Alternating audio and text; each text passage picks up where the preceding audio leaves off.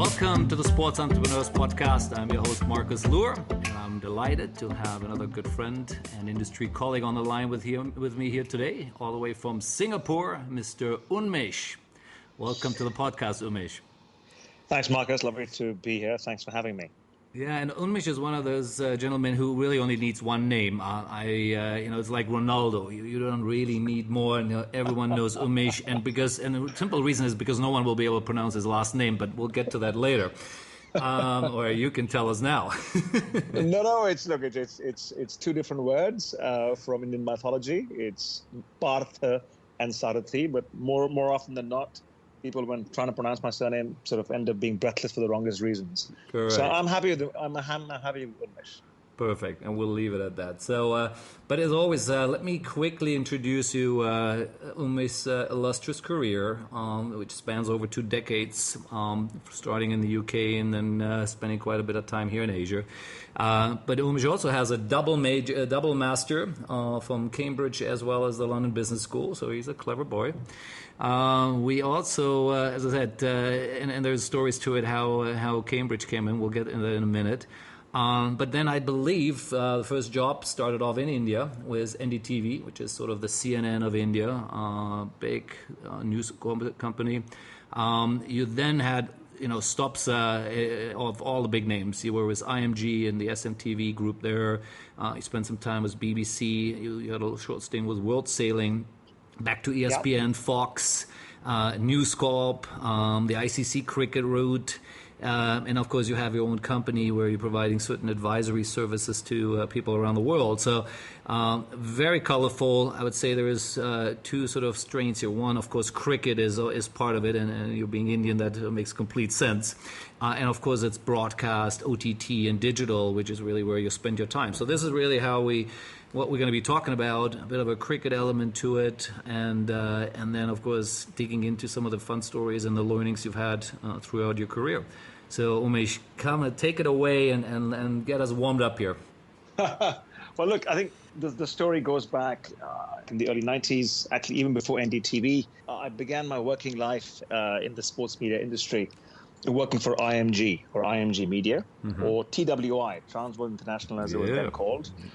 And I was with them pretty much for 10 years, apart from 2 years supposedly studying at Cambridge and 8-9 months back in India working for NDTV and Star News. All right, but I was with them for 10 years. I was very lucky in the sense that I worked with some amazing bosses. I was IMG's first hire in India, worked for Peter Hutton, who is now head of sport for International, who's also been on your show. Absolutely. Then I worked for Alistair Waddington in London, and on the SNTV business, who's now, I think, with ITN Sport. And then worked with Bill Sinrich, who was formerly the global CEO of the media business. Yeah. So he was a good friend too. I really like Bill. Yeah, and it was a fascinating time in those 10 years for 2 reasons. One, I think in the mid 90s we sort of caught the pay TV boom, which was, I still remember covering cricket, as you mentioned, and hockey and football and tennis, but we also did elephant polo. So we did whatever. This is SNTV, right? I mean, well, you are a news. No, this was TWI. Oh, this was TWI. All right. This was Sony, Z, Doordarshan, ESPN, Star Sports, or Prime Sports, as they were then called at the time. All right, okay. We did all kinds of production for them, which was great fun. Gotcha. And there were about 8 of us who were the first hires in the first 6 months, and we are all still in touch. And we all of us have sort of, I guess, gone on to do some pretty interesting things, led by Peter himself. And that was fun. And then I think the second thing which happened was when I moved to London with the company, which was after Cambridge, I got involved in the digital side of things, or new media, as it was then called. This was 98, 99, 2000, and got involved with SNTV and the digital business there. And I think it's really brought home to me some very humbling facts. Firstly, I was not as creative a producer as 10 other people in the building. I was technologically illiterate, but I understood the use of technology in terms of creating an experience. So that was good. And I like to be on the commercial side of the business. And you could sort of see that over 10 years, I moved from a creative role to a commercial role along the way. Right. And then that led to business school. And that was great fun because I sort of combined that time with being with two very young businesses. One was a digital video business doing music and sports, and the other was a sailing business with Russell Coutts, which was quite phenomenal. We're in touch even till today, and he's gone on to do some pretty phenomenal stuff with BMW Oracle and Larry Ellison and everybody else in the sailing world. And then dial forward, I had to get a proper job, I guess, after all of this. And I was looking at an ad in the Sunday Times in June of 2005. I had just exited the sailing business. I was graduating the next day, actually. And there was an ad in the Sunday Times in London for management consultants in the BBC technology division. Mm. So I applied, and long story short, got to work on that. Again, fascinating people, great bosses, some amazing projects. So working in Beijing Olympics, which was quite fascinating. I was just going to say, tell us a bit, what exactly were you working on in the BBC? I was part of the BBC technology team, which is basically, at that time, the BBC was generating from license fee about £2.5 billion of money a year, of which 10% was being spent on CapEx, on technology CapEx. Mm-hmm. That's a large amount of money. Yep. But it was also a time, this is 2005, where the London bid had been given. Beijing was coming up. It was the first Olympics of remote production. It was the first Olympics of HD, if you remember. Right. And there was a lot of push in the market for them to come up with some kind of a digital product, which eventually became the iPlayer. Mm-hmm. So I basically worked, and there were about 30 of us who would sort of get dropped into different parts of the BBC, fundamentally as sort of change agents to actually, make digital adoption possible. Right. So I worked across news, I worked across kids, I worked on the Beijing Olympics, I worked on part of the design of the London Media City for the Olympics. But the highlight really actually of working for the BBC was not in London, it was actually in Joburg. Because we went to sort of help the news department at the national broadcaster, the SABC in Joburg, and help them with that. And then they actually had a very large tender to go from tape to file and then do news and sport across half a dozen languages, which has never been done before, in that country. Right. So we did that. So it was a bunch of engineers. There's a bunch of people who could put a PowerPoint slide together and do some modeling. And it was a bunch of creative people who actually understood how a story could be told. So really a fascinating mix. I ended up sort of living in Joburg for a year and a half. We had a team of 80 people, which was fascinating, sourced from all over the place: Bombay, Nairobi, Munich, London, Glasgow, Milan. It was a very, very eclectic sort of team. And then, as luck would have it, you talked about cricket. I was at the Wanderers, which is the cricket stadium in Johannesburg. Mm-hmm. And we were there because we had, when I say we, the SABC had bought some high definition trucks, some HD trucks. And we were sort of trying to do a simulcast, and I'd gone to see what the kit was like, and so I'd gone with our chief engineer. And I met an old colleague of mine from actually was a university buddy of mine who was working for ESPN Star, because they were the broadcasters of the India tour from South Africa. And dial forward 3 months later, he gets in touch with me saying, look, we are looking for somebody of your skill set to come to Singapore. Can I connect you to, certain people in the organization? And that one chance meeting led to my sort of packing up my bags after 10 years in London and moving to Singapore in a role which did not exist in the organization. It was fundamentally, again, a similar kind of a change agent trying to start new things. Keep in mind, in 2008, ESPN Star was an SD channel business.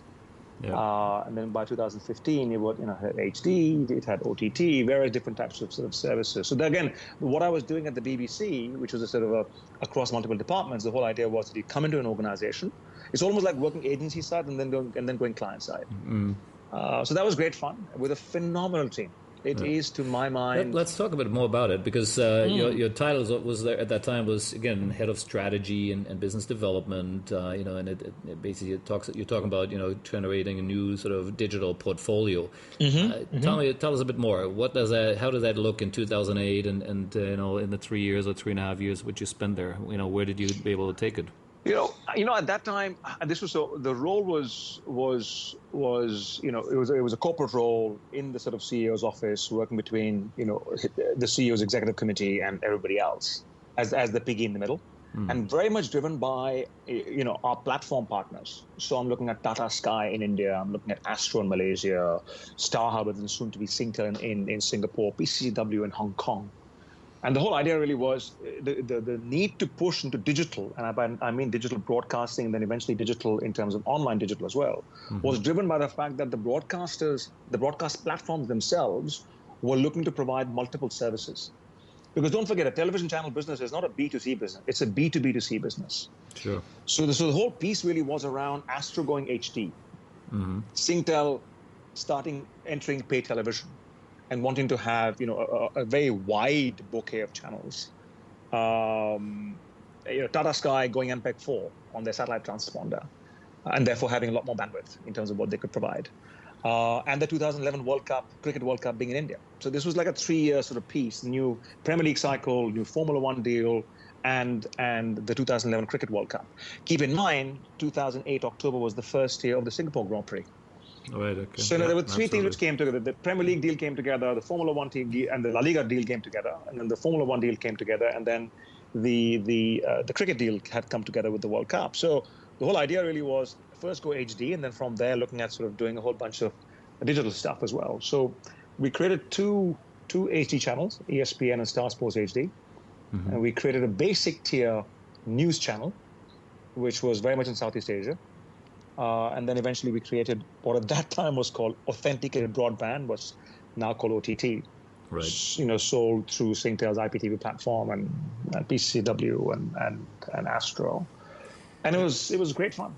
And if I remember you were talking about it, that you obviously worked with BBC, and there was the iPlayer, right, which was again sort of an early incarnation of whatever we call now OTT or other things, digital. And now then you work with ESPN on ESPN Play. Talk a bit about that. I mean, because that's technology. There is this whole evolution. Give us a good feel of how that all came together. So okay, let me give you compare the two. Yeah. I'll give three different perspectives. For those in the audience who understand technology, I'll tell you in 2006 the iPlayer initial architecture was based on a Microsoft video codec, which was called Silverlight, and it was just a little bit better than QuickTime, which is very different than what the Brightcoves and the Uyalas of this world use today. Right. So again, that it's almost like saying, I began using a PC using a 386. It's that kind of an analogy to have. Okay. The second piece was, and that was very much standalone. It was VOD. It was non-sport. Right. So it was very much set-top box in the cloud before the cloud existed.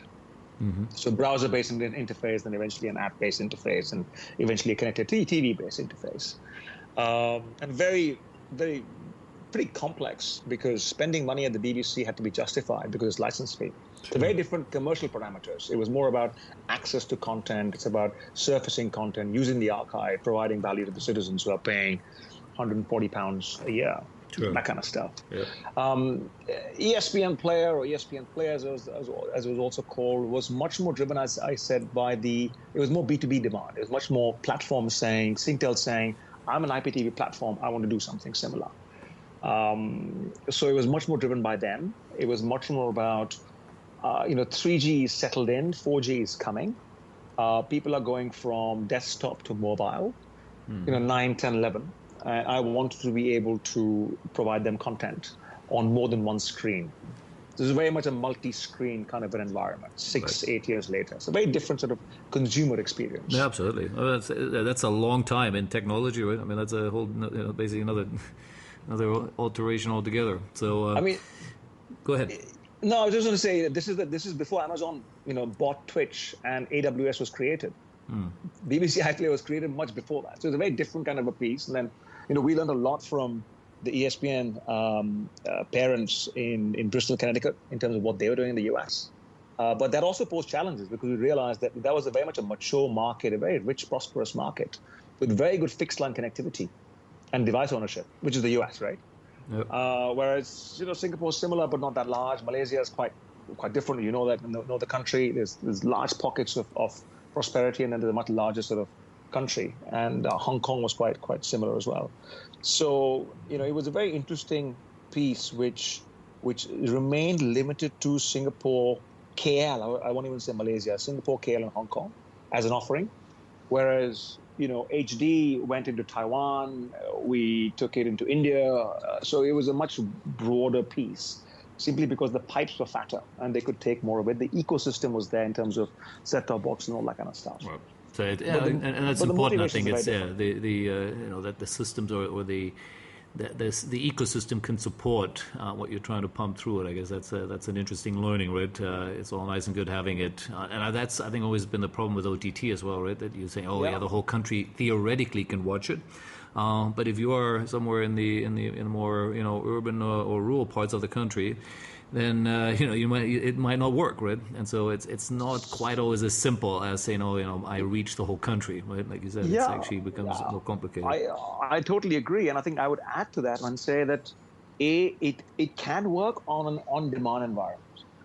I think YouTube, for example, can work on-demand. Short form is fine, but sport is live, linear, long form, and a very unforgiving audience because you don't want to find out what the score was when you lost connectivity. So it's a very zero margin of error experience. So we were very conservative about bit rate, adaptive bit rates, and what the screen size needs to be, and all that kind of stuff. And a massive learning experience for all of us. Coming from television to actually build an OTT service, it's very hard. And if you look at the successes of most people, Netflix, to the extent possible, DAZN, I think Hotstar, to my mind, is the only big piece of OTT success which has come out of a broadcaster. And the management team there always says that we build a technology company within a media business. Let's jump into that for a minute. I'll come back to. I definitely want to talk to you about ball because I have some thoughts on that. But while we're talking into it, while we just touched on India, let's jump a bit into your cricket space here, right? And Hotstar, obviously, I'm assuming was one of the clients and part of it. So. Talk us a bit through what you were building there with the ICC, and obviously now being on a rights holder side rather than on the broadcaster side. No, correct. So if you look at if you break up the industry in terms of agency, which brokers, supply and demand, and then the demand side, which sort of buys broadcasters and brands, and then the federation, leagues, and clubs who have the IP. So I actually went agency, then sort of buy side or demand side, and then sell side, which is the IP side, which was fascinating. And it to me, professionally and personally, it really was coming full circle. Cricket was the reason why I jumped into, I guess, why Peter hired me, because that was the main sport in India. I knew some players on the circuit, spoke a few languages, that kind of helped. And then to sort of circle back and work for the ICC and inaugurate a new revenue stream for them, which was totally unproven. Marcus, I look back on it sometimes and said, I was based in Singapore. They were in Dubai. It was new for the business. It was a lot of money, but in the grand scheme of things, it wasn't that much. Right. But it was, chunky and very high margin. But it was a fascinating experience for three reasons. One, I think I realized that unlike a broadcaster, at a federation, success is not necessarily only about making money. Growing the game, making it available to different segments, access is very important. One. Two, any initiative, finding synergies across grassroots development, sponsorship activation, understanding of the organization of what digital is like, all of those matter a lot more in a federation than they would in a broadcaster. Yeah, absolutely. Yes, and it was which was coming from a very commercial environment, from a decade in IMG and 6-8 years with ESPN, the Disney, and then the News Corp group. It was a very different lens. So that was the first point. Second point, I think when we began confirming the product market fit, in some markets we got it spot on in terms of, say for example the US, India and Hotstar. Right. They just launched the product and it was something which created competitive difference, and we got a good value out of it. And I think Facebook has now gone for the second 4-year cycle and done something quite phenomenal, which I think the Indian fan is going to benefit from. But on the other hand, if you look at the UK, which is where the Cricket World Cup was held last year, the initial thinking was that the platforms will get interested, Sky and BT. And to our surprise, pleasantly, we actually had some pretty phenomenal bids from publishers, from digital publishers. namely BBC Sport and ESPN Cricinfo. And that, from a game perspective, was fascinating because we knew we could end up doing two deals rather than one that market, because the BBC would not be taking the ad sales market share from ESPN. It's a public service company. At the same time, they'll be providing a breadth and depth of coverage, which will actually help grow the game in a country like England, where they've been challenged. And it came to pass. They had a phenomenal success with that. Now, I remember we had a couple. Sorry, I'll jump in for a second here. And we were talking with Sportsfix at that time. I remember we looked at a couple of these packages, and one part obviously was the live element wasn't as much, and it was short clips and with this and that. Which again, it depends on the type of services or the provider you are, like you said, the publisher you are, that could work great, or it might not be the best thing, right? Yeah. But that was really the trick, right? I'd love you to talk us a bit more for other rights holders to think about along the same line. Give us, go really into detail of what is you guys separated out from the live stream so that you didn't cannibalize, the live stream, which is obviously the rights are large in very particular countries. Sure. But that you can really add that extra value to it. Maybe talk us a bit through that. I think that's an interesting part. Well, let me give you two perspectives. I'll give you a professional perspective, and then I'll give you a personal perspective. On the professional side, historically, media rights, not historically, I think between 2000 and 2015, most media rights was sold on a platform basis. And by that I mean, free-to-air, pay TV, and within pay TV you'd have DTH, cable, IPTV, as the case might be, depending on what country you're in. Right. So it was very much around platform rights, and I wasn't part of the current rights cycle, which was the ICC renewal with Star, which was finished in 2014, and it's an 8-year deal between 15 and 23. But there were other far more qualified people than myself who sort of were involved in that negotiation. And I think the smart thing which they did was they began defining the rights by asset type.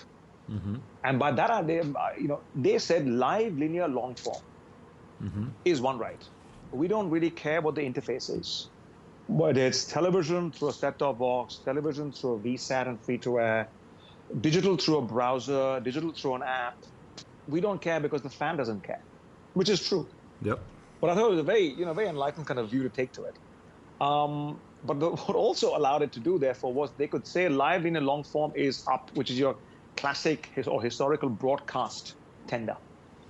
But what they did was they retained non-live, or was the case was near live, short form, and non-linear rights in the match window. So historically, 90 seconds would be provided at the end of day's play for news access. Yep. Not to be monetized, which is the kind of deals we did at SNTV in London. Yeah. Or with Reuters, as the case might be. So this was very much around saying, whether you're Star or whether you are OSN or Sky or Willow or Sky New Zealand or Foxtel, your primary business is live linear long form. So we'll create a product for you. But they also realized that in this 8-year window between 2015 and 2023, mobile, 3G, 4G, smartphones were beginning to sort of, come into mainstream. Yep. And so this was a product very much designed for the back half of an 8-year cycle, which is what we've just entered now. Right. So that was really looking at, and that's, I think it's a really interesting one that as a federation, it was looking forward that much or looking so much into the distance. They're saying, okay, where is the future there? Not everyone does that, I think. Cricket, as we all know, has obviously seen many alterations here over the last 10 years, right? From the short form with 2020 and everything in between. So I always feel cricket is definitely is a bit more on the forefront, thinking a bit, as much as it's one of the oldest games never out there. But clearly, from a federation, they do think a bit ahead, which I like. Yeah, and which sort of is a good segue into I said I promised you two perspectives. So I gave you the professional one, I'll give you the personal one, and you mentioned ball as well, right? What cricket as a format lends itself to short form video. It's like tennis. Right. It has 6 balls from one end, and it has discrete moments of excitement: 6, 4, wicket, catch, run out, drop catch. In football, I still remember at News Corp we did this deep analysis of the average and the median number of goals per match across La Liga, Liga, Bundesliga, Serie A, and EPL. And at that time, La Liga was coming out at about 2.8. Now, the challenge we've got is with 2.8 goals per match, there isn't that many exciting moments to provide a digital licensee. I think only a cricket man would say that. No, but keep in mind, you have the set pieces, you have the corners and free kicks, yes, but more often than not, it is the culture of football that the contentious matters are not covered.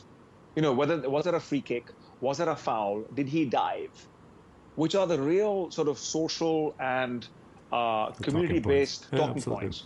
Whereas in cricket, the DRS actually allows you to go through the minutiae of what is a referral between the player and the first umpire and the third umpire. And that is part of the highlights. So the very challenge that we faced on BallBall and NewsCorp, one was around format. The others, I think we were about 2 years, 18 months too early in terms of 4G connectivity, video being processed in a particular way, programmatic advertising, all that kind of stuff. And when I've been there before, BallBall was 12, 13, 14, and I'd been at SNTV in the digital business, which was 2001 and 2. And at that time also, we realized that there was a business to be built, but that whole business was about 3 years too early. The SNTV digital business was actually what Olive Slipper made in premium TV, and what eventually became Perform. But he began that in 2002, 3, 4, whereas SNTV digital was 2000, 2001. So it's a very interesting perspective. This love affair with short form video is now a 20-year-old love affair.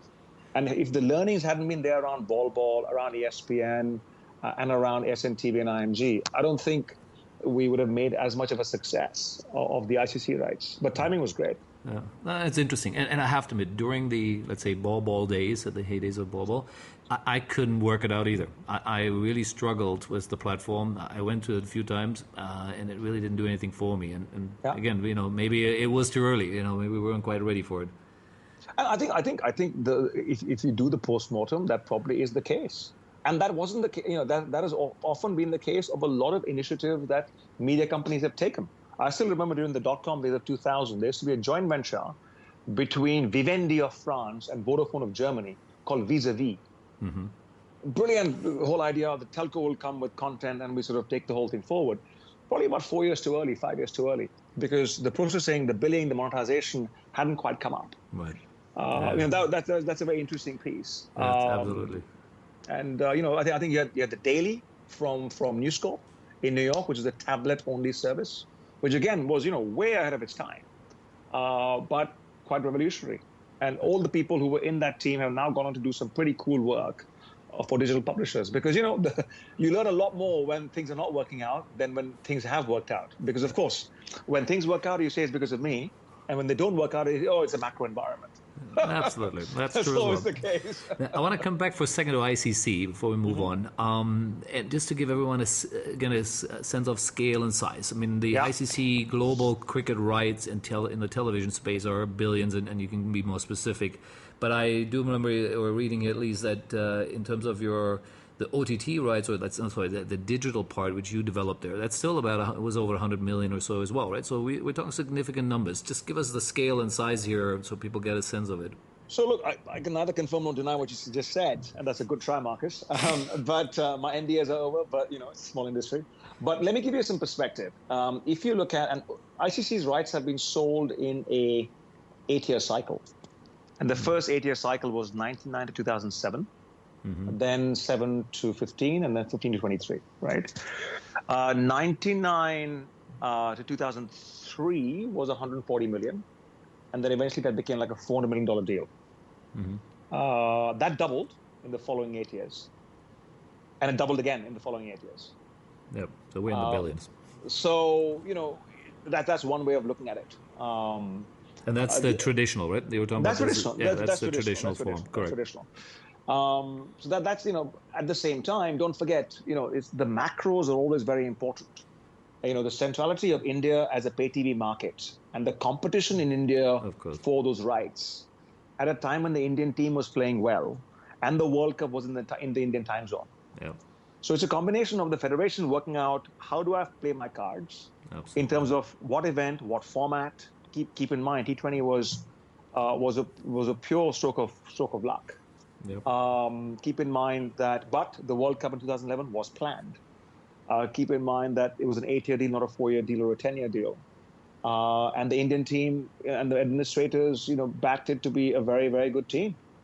And the IPL was, another product of that.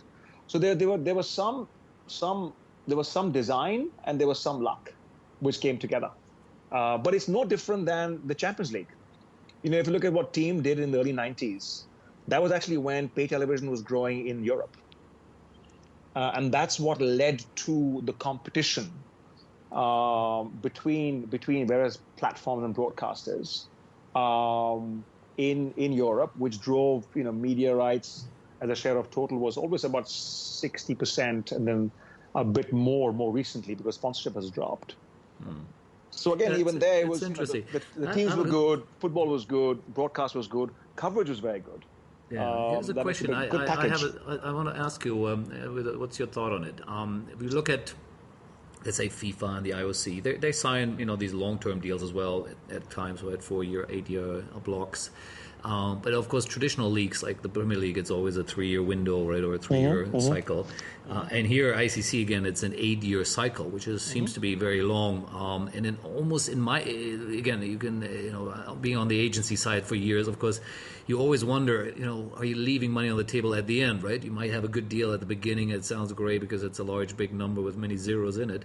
But then you 3 or 4 years into it, and you realize how quick the market is moving. How, in the old days at least, how the market was moving up, and then you feel like maybe you leave money. What's your thought on that? What's your? I mean, now it's a good thing to have a long-term deal because the prices are going down. But in the last, let's say, 20 years, that wasn't really the case, right? So what's your reading on that, or what's your thought on it? Look, I think it's very human to want to have your cake and eat it too, right? One. Yep. Point number two, hindsight is always 20/20, right? Yes. And most good rights deals, and I mean good for the buyer and the seller, are ones which seem extremely rich at the beginning and seem, I won't say a bargain, but quite economical at the end. Yeah, that's a fair So I think it's a balance. So those are the first 3 points I would make. Yeah. I think the second thing is, keep in mind, Olympics, FIFA World Cup, ICC, they are mainly built around the World Cup, historically, right? And therefore, you're looking at 2 big events in an 8-year window. But, you have qualifiers and all that kind of stuff. So the way a broadcaster uses it is very, very different. And their learning curve has to be very substantial. Most rights deals are backloaded in the latter 4-year cycle. And therefore, you're giving, so one way to look at it also is that the buyer has 4 years to learn and then 4 years to make good. And that's the punt on a cash flow basis also, right? Yep. Compare that with the football leagues in Europe. You are looking at 380 matches of a season in a 9-10-month window over 10 rounds, right?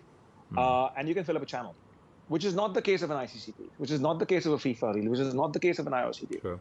No, absolutely. So from an economics perspective, also it varies. But, if you look at the Premier League, for example, I think their 6-year deal with the NBC is now 4 years old, if I remember correctly.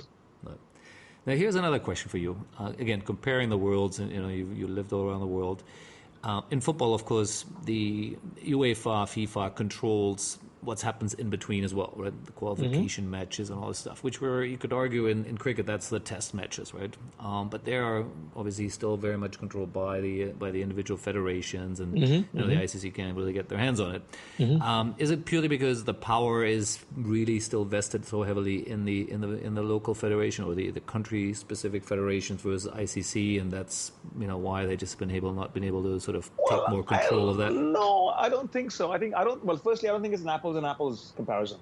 I think to compare World Cup qualifiers, which have a logical relevance to the World Cup itself. You qualify for the World Cup. So it's a very simple, straight line that all the participating teams are going through, which is not the case of, what I call the bilateral tournaments, which are basically between 2 opposing countries across different formats. Because there is no sort of global pyramid until recently, where they have it for the World Test Championships, that is sort of working towards. So there's no, from a fan's perspective, there is no incentive to follow, more than one series apart from your home series. If I'm Nigerian, I want to see, who else from my pool will qualify, or who else will qualify, who will come second in the opposing pool, or who will come first in the opposing pool, because when I qualify at the group stage, I'm going to play them. So irrespective of whether they're an African country or not, I have a vested interest. Whereas if India is playing Sri Lanka and Pakistan is playing England, there's no connection because irrespective of the outcome of that series, the next series may not necessarily have a link to that. Right. But there is, I mean, again, correct me if I'm wrong, there is a global cricket ranking, right? Where, you have teams, ranked obviously based on how they perform in these test series. Yeah. So therefore it's no different than the FIFA ranking, but there is a difference, right? So maybe explain that a bit. So I think two or three things. One, I think the motivations for the rankings originally, at least to my understanding, was purely commercial. MRF was a global sponsor. They pioneered the whole sort of cricket rankings. Castrol was a big sponsor of cricket, and they pioneered the rankings. And then since then, it's become it's a bit like fantasy now. It's become like a cookie cutter product for sponsorship. Right. Until recently, I think the ICC began its rankings probably about 4 or 5 years ago, if I remember correctly. There was no one global, gold standard. Okay. So I think that there's a bit of sort of, in many ways, the Global Federation has sort of caught up with centralized, harmonized, standardized, normalized the ranking space, whose origins were actually commercial, not in terms of historical comparison, right? So there's a bit of that. And I think historically, as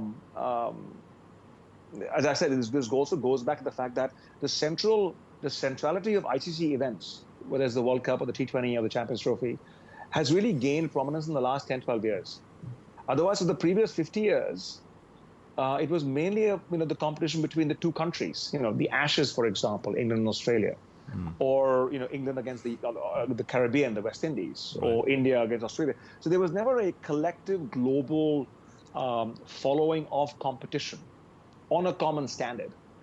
So it's much more evolving. I don't think that answers your question entirely, but that's my stab at it. No, interesting. I want to go quickly into the short form, T20. And now there is a T10, which I'm sure you're aware of, right? Played in the UAE. I think that a couple of seasons already, and we're currently actually having some conversations there, which is quite interesting.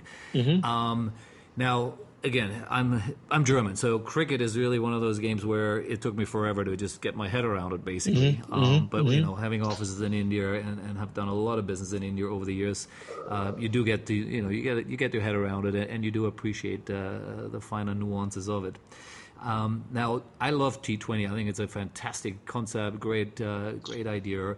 And just thinking of that T10 could be even quicker, faster, and again, more sort of bite-sized to fit that sort of current, short attention span audience would make a lot of sense. What's your thought on that? Look, I think tinkering with the format of a sport is not as easy as it seems, especially if it's by design. Keep in mind, T20 was more, the origins of T20 were very, very different, right?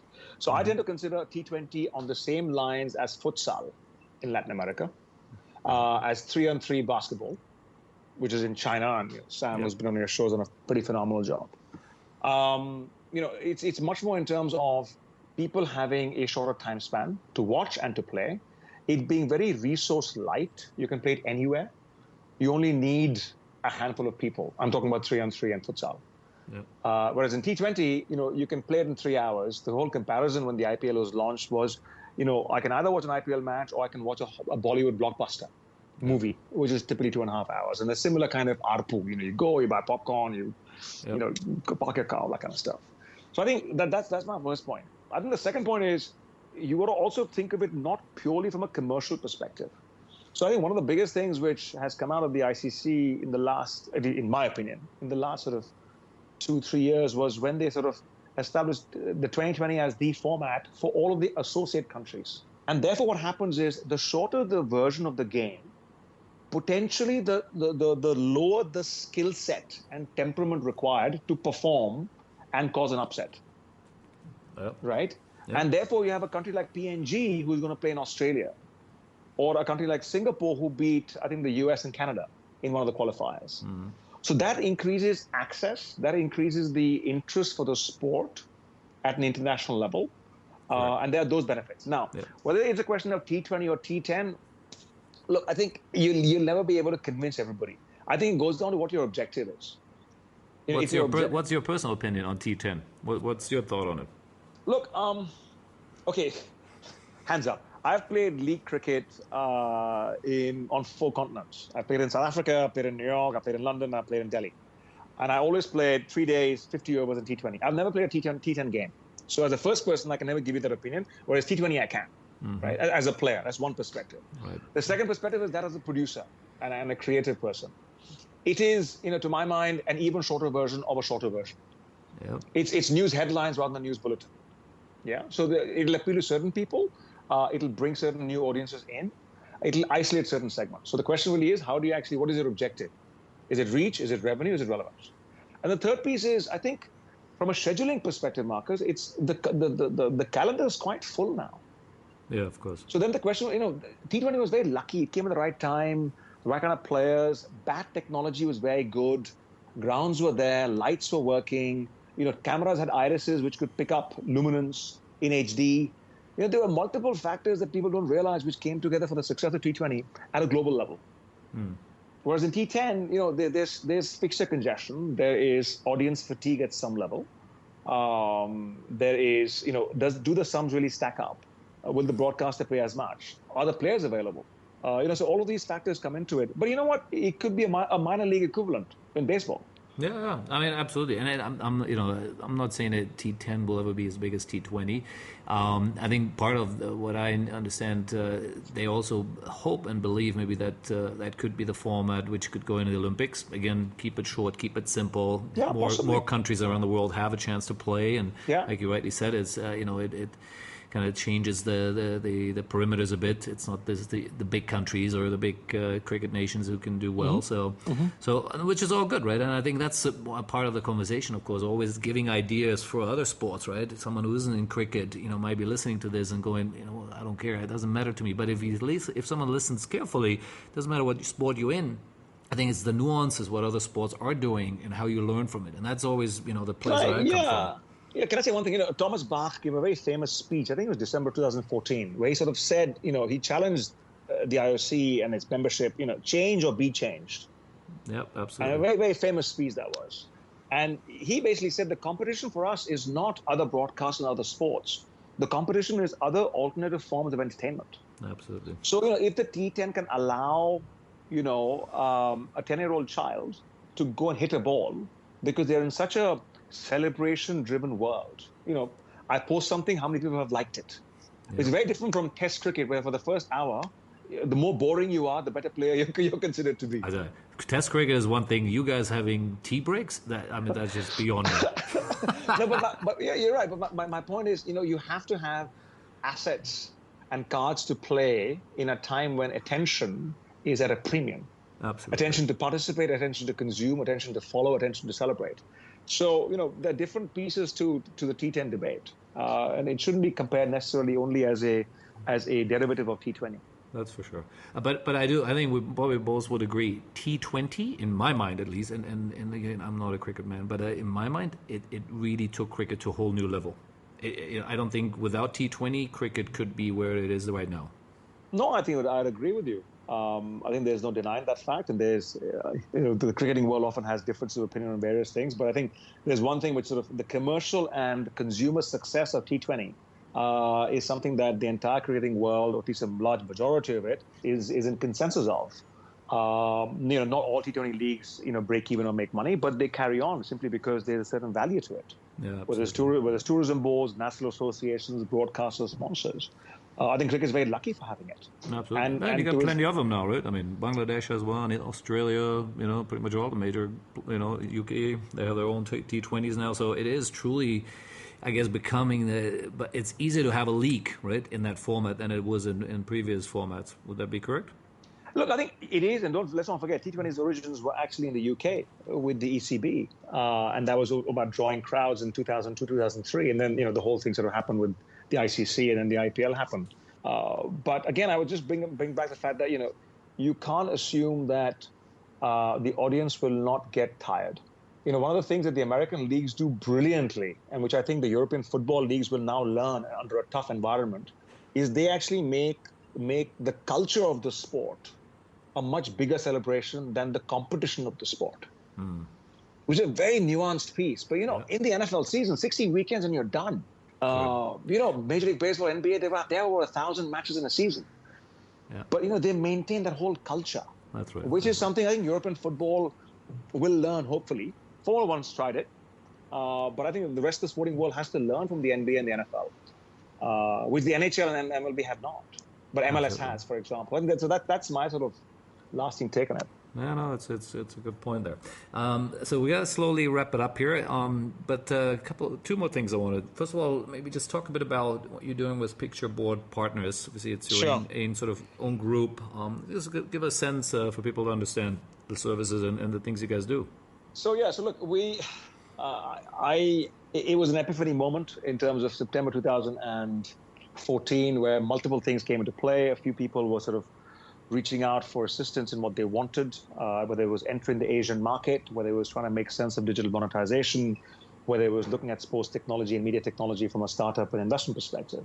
And it came to me that, my skill set also is that I've done content, I've done product, I've done strategy, and I've sold with a number on my back. So there was a bit of that also. And I felt that it was a very interesting way of, splitting up my skill set and trying to see if I could actually do a lot of different kinds of things.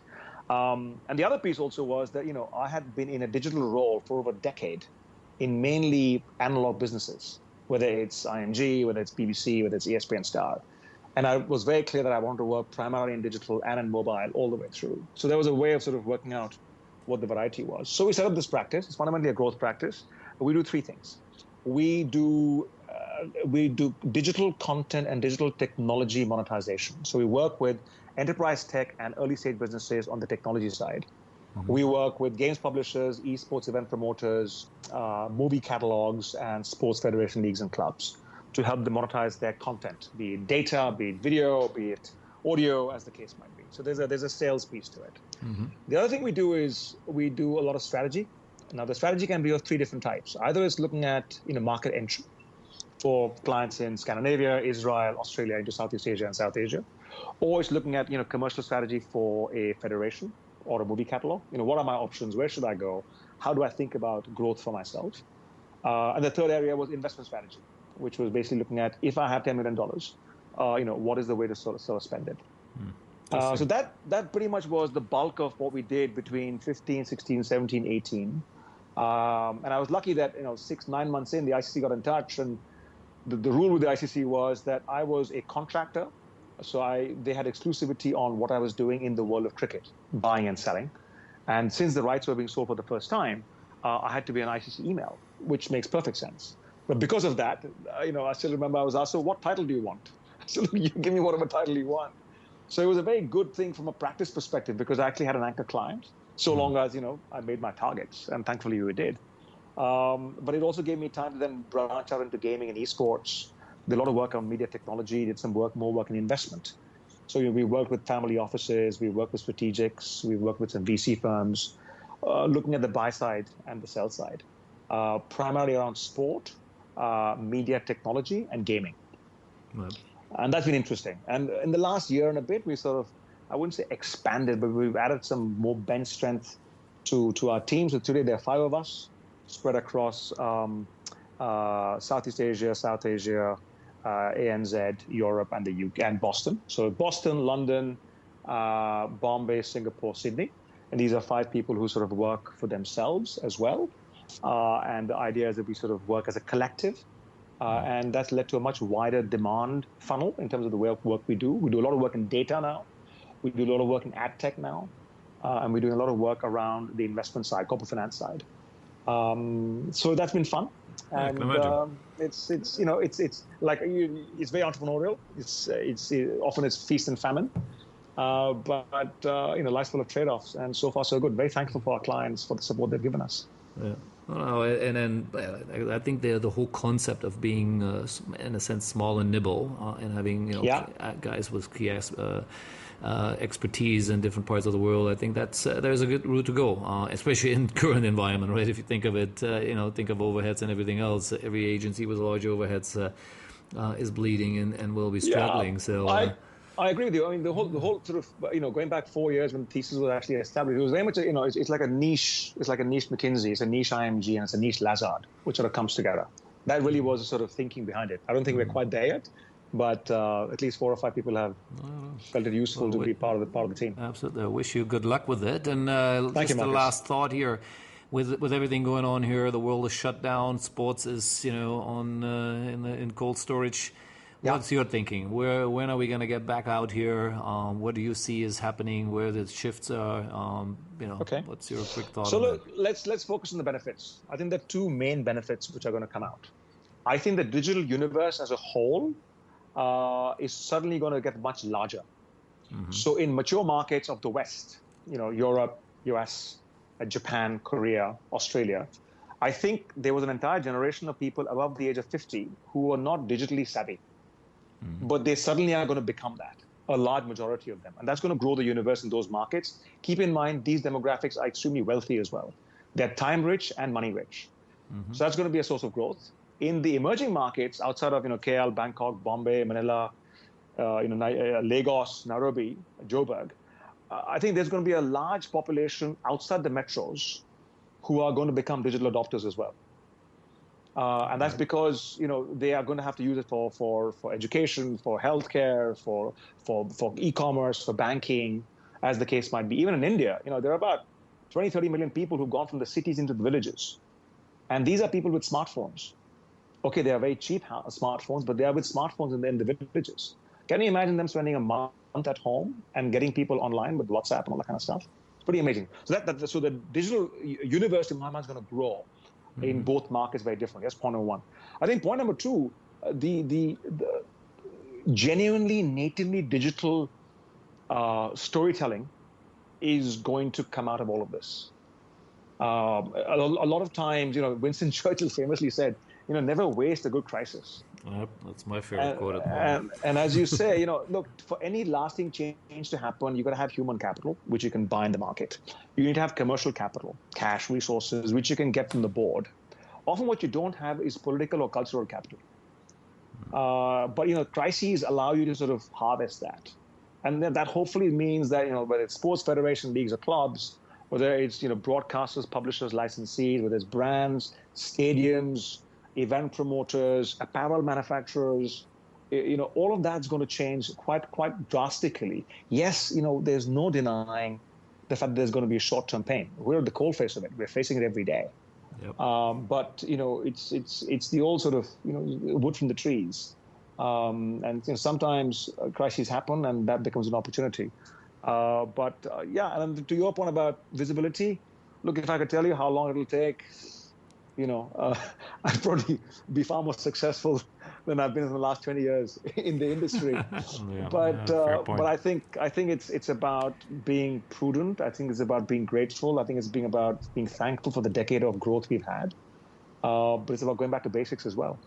I think it'll make all of us will come out of it as very hungry. We'll come out of it very humble as well, which is not a bad combination to have. And absolutely, and I think as usual, that's true in life in general, not just for sports. I think we're all learning a million things here while stuck at home and having to deal with the world in a very, very different light. So on that note, Unmish, thank you for your time there. Enjoyed it as usual.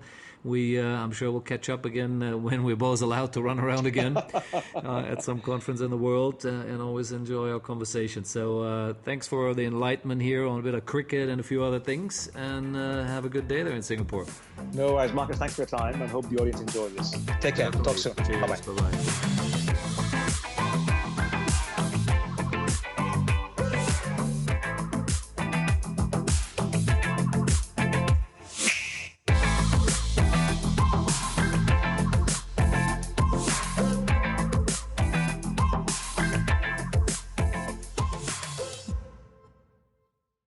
The Sports Entrepreneurs by Marcus Luer podcasts are a collection of interviews and stories. All content in this podcast is the copyright of Marcus Luer. Reproduction and distribution of the presentation without written permission of the owner is prohibited. All rights reserved.